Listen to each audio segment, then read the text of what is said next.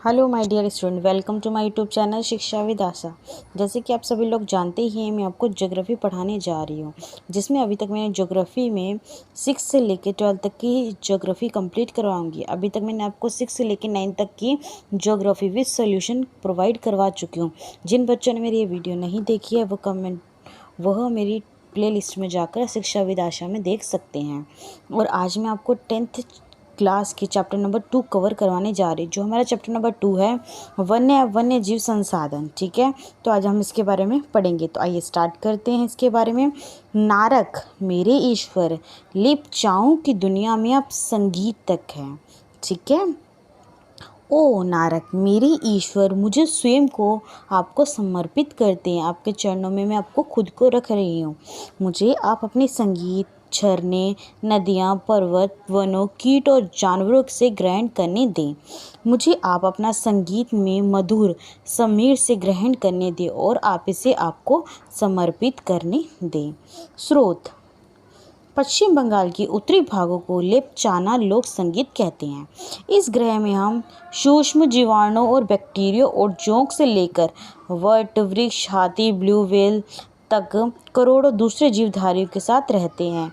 यह पूरा आवासीय स्थल जिसे हम रहते हैं अत्यधिक जैव विविधताओं से भरा होता है और मानव दूसरे जीवधारियों में एक जटिल पारिस्थितिक तंत्र का निर्माण करते हैं। किसका निर्माण करते हैं? किस चीज़ का निर्माण करते हैं बच्चों? पारिस्थितिक तंत्र। ठीक है, आप कमेंट बॉक्स में मुझे बताइए कि पारिस्थितिक तंत्र क्या होता है। मैं 7th क्लास की बुक में आपको पारिस्थितिक तंत्र के बारे में पहले ही पढ़ा चुकी हूँ, जिनका हम मात्र एक हिस्सा है और अपने अस्तित्व के लिए इसके विभिन्न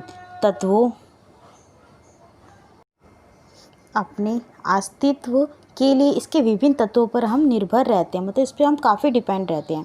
इसका उदाहरण है कि वायु, जिसमें हम सांस लेते हैं, ठीक है, श्वसन करते हैं।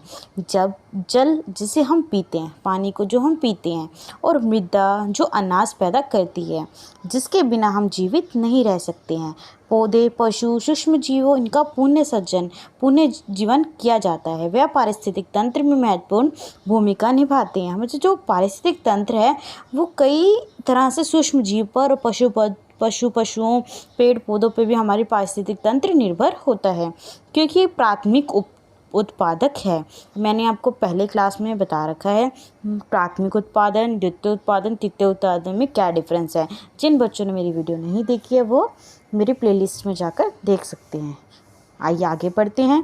जिन पर दूसरे सजीव भी निर्भर रहते हैं, मतलब खुद काफ़ी डिपेंड रहते हैं। ठीक है बच्चों, वन्य जीव और कृषि फसल उपजातियों में अत्यधिक जैव विविधता पाई जाती है।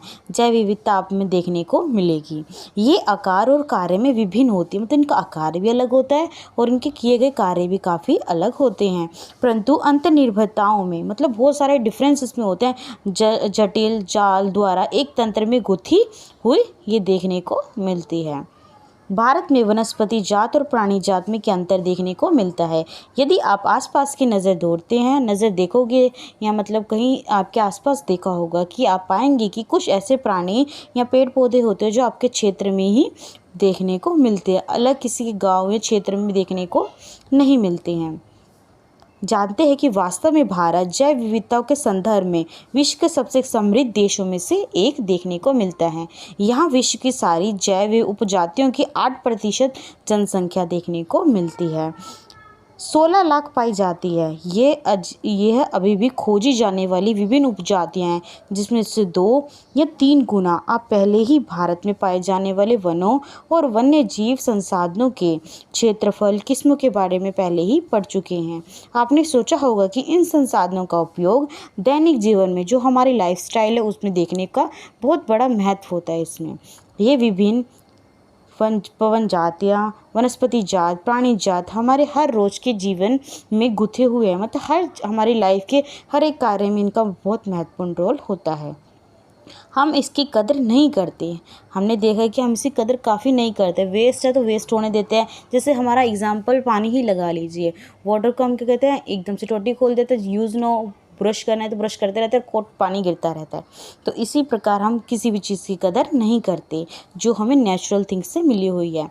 परंतु प्राणियों के प्रति हमारी असंवेदनाओं के कारण पिछले कुछ समय से इन संसाधनों पर भारी दबाव देखने को मिला है। ठीक है बच्चों, क्या आप जानते हैं? तो आइए हम जानते हैं। क्या आप जानते हैं कि हमारे देश में लगभग 81,000 वन्य जीव उपजातियाँ और लगभग 47,000 वनस्पति उपजातियाँ पाई जाती हैं। वनस्पति उपजातियों में लगभग 15,000 उपजातियाँ भारतीय मूल की स्थानीय में देखने को मिलती है।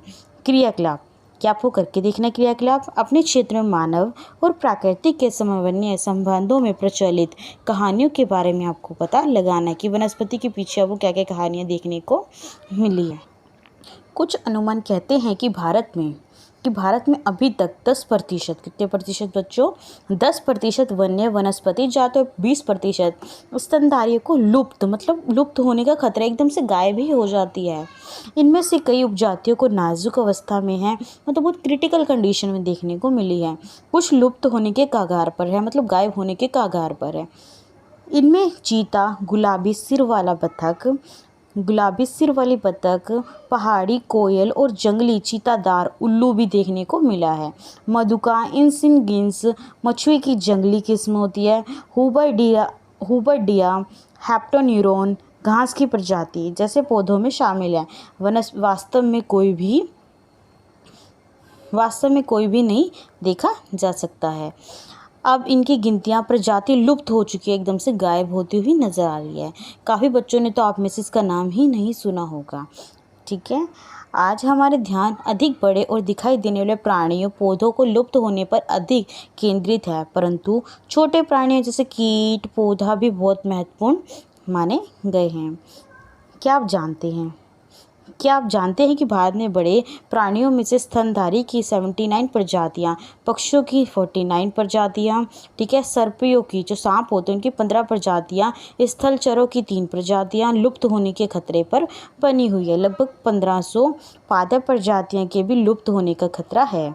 फूलदार वनस्पति और रीढ़धारी प्रजातियों की लुप्त होने की प्राकृतिक दर से 50 से लेकर 100 गुना ज़्यादा हो गई है। लुप्त होने वाले वनों के नाम हैं। भारत में जिस पैमानों पर वन कटाई होती है, पेड़ पौधों की जिस तरह कटाई की जाती है, वह विचलित करने देने वाली बात है। देश में वन वारण में अंतर्गत अनुमान 79.42 मिलियन हेक्टेयर क्षेत्रफल है। यह देश के कुछ भौतिक क्षेत्रों का 24.16% भाग है। संघनन वन 12.2%, खुला वन 9.14% और mangrove 0.14%। State of forest report 2015 के अनुसार ये हमें बतलाया गया है। इसके अनुसार वर्ष 2013 से संघनन क्षेत्र में 3775 वर्ग किलोमीटर की वृद्धि हुई है। इतनी इंक्रीजमेंट देखने को मिली है। परंतु वन क्षेत्र में ये विविध वन श्रेणियों, संरक्षण उपाय, प्रबंधों की भागीदारी तथा वृक्षों को ख़त्म करने में इसका अहम रोल देखने को मिलता है। आओ हम विभिन्न प्रकार के पेड़ पौधे प्राणियों और जातियों के बारे में पता लगाते हैं। अंतर्राष्ट्रीय प्राकृतिक के बारे में अब हम देखेंगे। संरक्षण और प्राकृतिक संसाधन, जिसे हम IUCN कहते हैं, ठीक है।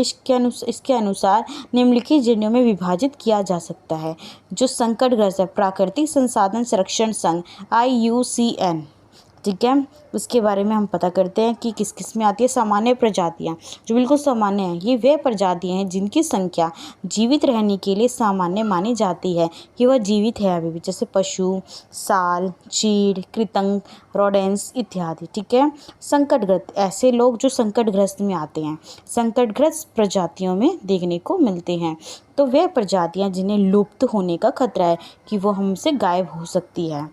जिन विषय परिस्थितियों के कारण इनकी संख्या कम हुई है, यदि वे ऐसी ही जारी रहे तो इन जातियों का जीवित रहना कठिन है, वो लुप्त भी हो जाएगी, काफ़ी तौर पे मरती हुई प्रतीत होंगी। काला हिरण, मगरमच्छ, भारतीय जंगली गधा, गैंडा, शेर, पूंछ वाला बंदर, संगाई, मणिपुर हिरण इत्यादि इस प्रकार की जातियों के उदाहरण है। नेक्स्ट है सुभेद का मतलब प्रजातियाँ क्या है? वैल्यूनेबल, वह प्रजातियाँ जिनकी संख्या घट रही है। यदि इनकी संख्या पर विपरीत प्रभाव डले, अपोजिट इफेक्ट डले, तो परिस्थितियाँ तंत्र में नहीं बदल जाएगी और इनकी संख्या घटती हुई रहती है और ये संकटग्रस्त जातियों की श्रेणी में शामिल हो जाएंगी। नीली भेड़, एशियाई गधा, एशियाई हाथी, गंगा नदी की डॉल्फिन इत्यादि इस प्रकार की प्रजातियों के निम्नलिखित उदाहरण हैं। दुर्लभ प्रजाति क्या है? इन जातियों की संख्या बहुत कम है, ठीक है। ये सुभेद होती है, वैल्यूनेबल होती है और यदि इसको प्रभावित करने वाली विश्व परिस्थितियाँ नहीं परिवर्तित होती है तो ये संकटग्रस्त श्रेणियों में आ जाएगी। जब इसको कुछ चीज़ नहीं मिलती, जैसे हमें कुछ चीज़ खाने के लिए नहीं मिलता तो हम काफ़ी गुस्से में आ जाते हैं। जिस टाइम हमें भूख लगी है तो हमें वो चीज़ ना मिले तो हम काफ़ी गुस्से में आ जाते हैं, ठीक है। स्थानिक प्रजातियाँ प्राकृतिक और भूगोलिक सीमाओं से अलग वर्ष क्षेत्रों में पाई जाने वाली जातियाँ अंडमानी टील, निकोबार कबूतर, अंडमानी जंगली सुअर, अरुणाचल प्रदेश के मिथुन इन जातियों के कुछ उदाहरण हैं। नेक्स्ट है लुप्त जाति। लुप्त जाति क्या है? ये वे जातियाँ होती है जो इनके रहने के लिए आवासों में खोज करने पर अनुपस्थित पाई जाती है, मतलब प्रेजेंट ही नहीं होती। ये उपजातियाँ स्थानीय क्षेत्र, प्रदेशी, देश, महाद्वीप या पूरी पृथ्वी से लुप्त हो गई, हमारी पूरी इंडिया से, पूरी पृथ्वी से ही गायब होती हुई नजर आती है। ऐसी उपजातियों में एशियाई चीता, गुलाबी सिर वाली बत्तख भी शामिल हैं। आइए बच्चों नेक्स्ट और चलते हैं। तो नेक्स्ट है हमारा एशियाई चीता कहाँ चला गया, इसके बारे में हम छानबीन करेंगे। भूमि पर पाई जाने वाली दुनिया का सबसे तेज स्तनधारी प्राणी, तो आपसे एक क्वेश्चन में पूछ सकते हैं कि स्तनधारी सबसे तेज, दुनिया का सबसे तेज स्तनधारी प्राणी कौन सा है? तो उसका नाम है एशियाई चीता। तो इस चीता बिल्ली परिवार के एक अजूबा विशिष्ट सदस्य होता है जो 112 किलोमीटर प्रति घंटे की गति से दौड़ता है, ठीक है। सबसे तेज दौड़ता है ये। तो लोगों को आमतौर पर भ्रम होता है, मतलब एक कन्फ्यूजन सी होती है कि चीता एक तेंदुए में होता है, पर ये बिल्ली की परिवार की कैटेगरी का होता है। इसे चीता की विशेष पहचान उसकी आंखों के कोनों से मुंह तक तथा नाक के दोनों ओर फैली हुई आंसुओं के लकीरनुमा निशान है।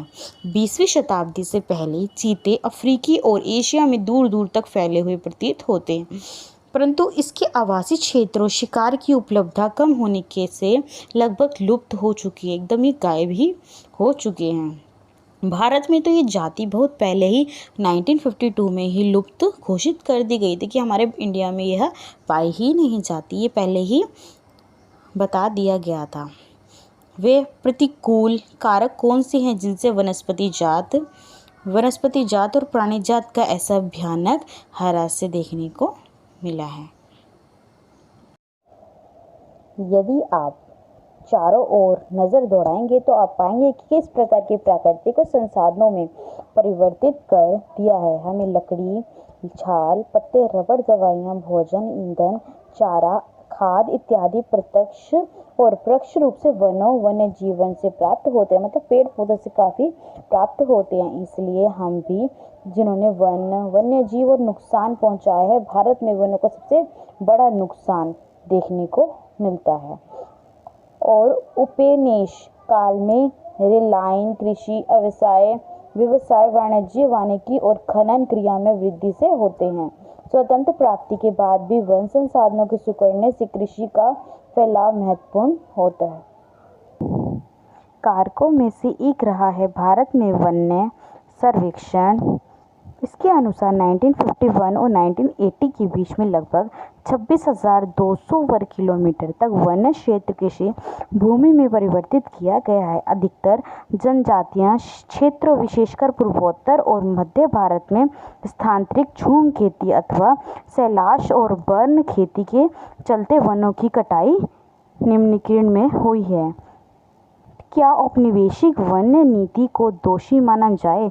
इसका अनुमान, किसी को क्या दोषी मान सकते हैं हम, ठीक है। तो हमारे कुछ पर्यावरण विशेषज्ञ के अनुसार भारत के कई क्षेत्रों में संवर्धन, इनरिचमेंट, वृक्षारोपण आधारित वाणिज्य के क्षेत्रों से कुछ या एकल वृक्ष जातियों के बड़े पैमानों पर रोपण करने से पेड़ों की दूसरी प्रजातियां खत्म हुई हैं, मतलब पेड़ों का अंधाधुंध प्रयोग करने से या अपने बेनिफिट के लिए पेड़ों की कटाई करने से दूसरी प्रजातियां भी वेस्ट होती हुई दिखाई दी है। उदाहरण के लिए इसके आमतौर पर सागवान की एकल रोपण से दक्षिण भारत में अन्य प्राकृतिक वन बर्बाद हो गए हैं। हिमालय में चीड़ पाइन के रोपण से हिमालय ओक और रोडोडेंड्रॉन वनों का नुकसान हुआ है। बड़े विकास परियोजना ने भी वनों को बहुत नुकसान पड़ा है। जैसे जैसे हम डेवलपमेंट करते रह रहे हैं, जैसे हमारा इधर कोई पेड़ है तो गवर्नमेंट ने यहाँ पे कोई बिल्डिंग बनानी है तो उस पेड़ को काट दिया, तो इससे काफ़ी नुकसान देखने को मिले हैं। 1952 से नदी परियोजना के कारण 5000 वर्ग किलोमीटर से अधिक वन क्षेत्रों को साफ करना पड़ा। ये प्रक्रिया अभी भी जारी है और मध्य प्रदेश में 4 लाख हेक्टेयर से अधिक वन क्षेत्र नर्मदा सागर परियोजना के पूर्ण हो जाने से जलमग्न हो जा रहा है। वनों की बर्बादी में खनन ने भी बहुत महत्वपूर्ण भूमिका निभाई है। पश्चिमी बंगाल में बक्सर टाइगर रिजर्व डोलामाइट के खनन के कारण गंभीर खतरे में है। इसने कई प्रजातियों के प्राकृतिक आवास को नुकसान पहुंचाया है। मतलब काफ़ी डेवलपमेंट करने से अनेक प्रकार के नुकसान हुए हैं। लाभ तो होगा ही, पर उससे पहले हमारे पेड़ों को वनों के कटने से काफ़ी नुकसान हुए हैं। कई प्रजातियां जिसमें भारतीय हाथी भी शामिल है, इसके अवैध मार्ग को बाधित किया गया है। बहुत से वन अधिकारी और पर्यावरणविद यह मानते हैं कि वन संसाधनों की बर्बादी में पशुचारण और ईंधन की लकड़ी कटाई हुई है और ये भूमिका निभाते हैं। यद्यपि इसमें कुछ सच्चाई हो जाती है कि परंतु चारे ईंधन हेतु लकड़ी की आवश्यकता पूर्ति मुख्यतः पेड़ों की टहनियाँ काटकर की जाती है। मतलब पेड़ों की टहनियाँ काट दी जाती है, न कि पूरे पेड़ काटकर वनों को गायब किया जाता है। और इसी पारिस्थितिकी तंत्र के देश के मूल्यवान वन पादपों खनिजों अन्य संसाधनों के संचयन कोष जो तेजी से विकसित होती है औद्योगिक शहरी अर्थव्यवस्था की मांग की पूर्ति के लिए महत्वपूर्ण होते हैं। यह आरक्षित क्षेत्र अलग अलग लोगों के लिए अलग अलग मायने रखते हैं, मतलब अलग अलग तरह से इम्पोर्टेंस रखती हैं और विभिन्न वर्गों के बीच संघर्ष के अनुकूल पारिस्थितिक पैदा करते हैं, मतलब उनके इम्पोर्टेंट के अनुसार वे उसमें ढलते हैं। अब हम पढ़ेंगे हिमालय यव संकट में किस प्रकार। हिमालय यव चीड़ का एक प्रकार का सदाबहार वृक्ष है। यह एक औषधि पौधा का मतलब होता है जिससे हमें दवाइयाँ मिलती है। ठीक है प्यारे बच्चों, औषधि पौधा हिमाचल प्रदेश और अरुणाचल प्रदेश के कई क्षेत्रों में यह पाया जाता है। तो आपसे पूछ सकते हैं कि हिमालयन यह पौधा कहाँ पाया जाता है, तो ये हिमाचल और अरुणाचल प्रदेश में देखने को मिलता है। पेड़ की छाल पत्तियाँ टहनी और जड़ों से टक्सोल नामक रासायनिक निकाला जाता है और इसमें कुछ कैंसर रोगों का उपचार के लिए इसका प्रयोग करते हैं। तो आपसे क्वेश्चन में ये भी पूछ सकते हैं कि हिमालयन यव किस प्रकार का एक पौधा है, तो ये सदाबहार वृक्ष है जो कि चीड़ का पौधा है। ये कहाँ पाया जाता है, ये हिमालय प्रदेश अरुणाचल प्रदेश में देखने को मिलता है। इससे कौन सी प्रकार की औषधि का उपचार होता है, तो कैंसर रोगों के उपचार के लिए इसका प्रयोग होता है। इससे बनाई गई दवाई विश्व में सबसे अधिक बिकने वाली कैंसर की औषधि है। कैंसर आजकल 50% लोगों को देखने को मिलता है, 40 to 50%। इसके अत्यधिक निकासन से इन वनस्पति जाति को खतरा पैदा हो गया है। पिछले एक दशक में हिमाचल प्रदेश और अरुणाचल प्रदेश में विभिन्न प्रकार की प्रजातियां जिनमें क्षेत्रों में यव के हजारों पेड़ सूख गए हैं, जिससे कि औषधियाँ भी कम बनने लगी हैं। ठीक है प्यारे बच्चों, भारत में जैव विविधता को कम करने के लिए कारकों में वन जीवों के आवास का विनाश हुआ है। जंगली जानवरों को मारना व अखेटन, पर्यावरणीय प्रदूषण और विषाक्तकरण और दावानल आदि शामिल है। पर्यावरण विनाश के अन्य मुख्य कारक में संसाधनों का असमान बंटवारा व उसका असमान उपयोग करना, ठीक है, पर्यावरण के रखरखाव की जिम्मेदारी होता है और असमानता भी इसमें शामिल है। आमतौर पर विकासशील देशों में जो डेवलपमेंट एरिया है वहाँ पे पर्यावरण विनाश का मुख्य दोषी अत्यधिक जनसंख्या को माना जाता है कि डेवलपमेंट नहीं बल्कि पर्यावरण का विनाश किस प्रकार से हो रहा है, जनसंख्या अधिक होने से हमारे पर्यावरण को नुकसान पहुँचा है। ठीक है, यद्यपि एक अमेरिका नागरिक का औसत संसाधन उपयोग एक सोमाली नागरिक के स्रोत लगभग 40 गुना ज़्यादा। इसी प्रकार का शायद भारत के 5% धनी वाले लोग 25% लोग गरीब लोगों की तुलना में अपने संसाधन उपयोग द्वारा पर्यावरण को अधिक नुकसान पहुंचाते हैं। इन 5% लोगों की पर्यावरण रख रखाव में भी बहुत कोई जिम्मेदारी नहीं है। प्रश्न ये है कि कौन क्या कहाँ से कितना उपयोग करता है।